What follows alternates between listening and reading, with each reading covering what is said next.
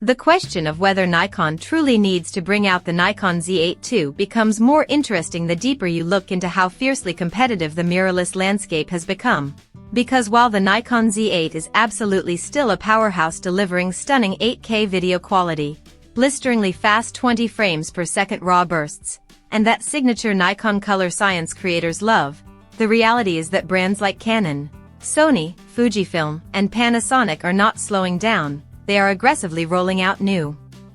sensor technologies, advanced AI-assisted autofocus engines, computational photography tools, next-generation cooling systems, and pro-video innovations that push hybrid cameras into a new era where every product cycle matters. So Nikon cannot simply rely on the goodwill built by the Z8. It must evolve, refine, and advance if it wants to set a new benchmark for professional photography and high-end filmmaking in 2025. And that is exactly why the rumored Nikon Z8 II has the entire industry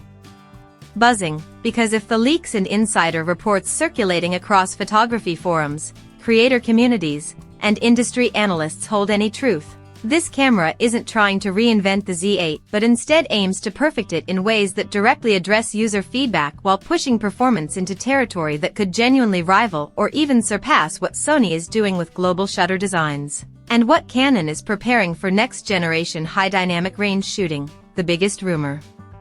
grabbing attention is that Nikon may introduce full 8K 60 recording inside the Z8 II, effectively doubling the Z8's frame rate while improving internal heat dissipation dramatically, meaning filmmakers could potentially shoot unlimited 8K without an external fan system, which is huge for cinematographers, travel content creators, wedding filmmakers, and documentary shooters who need stability more than anything, especially now when overheating is still a concern in many compact mirrorless bodies. And if Nikon leverages its acquisition of Red Digital Cinema as many insiders believe, we could see internal 12-bit RAW codecs, enhanced NRAW processing, and possibly ProRes RAW HQ implemented natively, bringing cinema-grade workflow options to a camera that remains far smaller and lighter than traditional digital cinema rigs. Alongside this video leap, rumors strongly suggest the Z8 II will continue using Nikon's beloved 45.7 MP stacked CMOS sensor but with refined readout speeds, lower noise floors, better low-light sensitivity, and improved dynamic range, possibly pushing the sensor closer to medium format style clarity, while some speculators mention a 60 MP plus sensor upgrade, though most experts believe Nikon will refine the existing resolution rather than pushing megapixels unnecessarily, focusing instead on speed, rolling shutter reduction, and overall computational performance powered by the next-generation Expeed engine, which could enable faster continuous shooting, more accurate scene-based exposure logic, and new burst assist features like pre-capture mode that records frames before the shutter is fully pressed. Something Nikon users have been requesting for years after watching Canon and Sony shooters enjoy this advantage in wildlife, sports, and fast action scenarios. Autofocus is also expected to see a major redesign, with rumors hinting at an AI-enhanced 3D tracking plus system that uses deep learning recognition to analyze subjects in real time, improving everything from eye detection accuracy to animal tracking to vehicle detection for motorsports, and potentially even adding prediction modeling for more challenging scenes like birds in flight or erratic movement in low-light environments, which would finally put Nikon's AF system on equal ground, or possibly ahead, of Sony's class-leading real-time recognition AF. Ergonomic upgrades are another widely discussed improvement, with talk of a deeper, more comfortable grip, a higher resolution EVF potentially matching the Z9's 5.76 million dot brightness and clarity, a reworked LCD optimized for daylight visibility, enhanced weather sealing potentially hitting IP52 standards, and lightweight yet durable outer materials like carbon fiber composites that make the camera more rugged while shaving off grams for long shooting sessions, especially for travel photographers, wedding shooters, or creators who work long hours on handheld setups. Of course, to understand why these upgrades matter, you have to look back at the original Z8's flaws, not deal-breaking flaws, but issues that surfaced with long-form video shooters and professionals operating in high-stress, high-heat environments, including reports of overheating during extended 8K sessions, battery life that falls short during intensive hybrid use, and early production recalls involving strap lugs and build concerns that briefly dented Nikon's momentum. And while those issues were corrected and firmware updates greatly improved stability, they opened